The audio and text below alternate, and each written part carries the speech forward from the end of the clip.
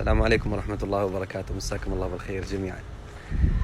صدقني ما يسعدك إلا القرب من الله سبحانه وتعالى، فلا تبحث عن السعادة بعيدا عن الله. بعض الناس يخطط كيف أسعد نفسي، كيف أستانس، كيف انبسط، فيبحث مثلا عن كافيهات، يبحث عن مجموعات، يبحث عن استراحات، يدخل مع ناس، يروح يجي يسافر، لكن صدقني ما تجد السعادة. أنت تمشي في طريق لا نهاية له وطريق وهمي. تبي السعادة بأخسر الطرق، اتجه إلى الله، اقترب من الله سبحانه وتعالى. ترى هذه نصيحة واحد يعلم الله أنه يحب لك الخير ويحب الخير لكل مسلم. إذا أردت أن يسعدك الله سبحانه وتعالى اقترب منه أكثر، لأن يا أخواني باختصار السعادة لا يملكها إلا الله.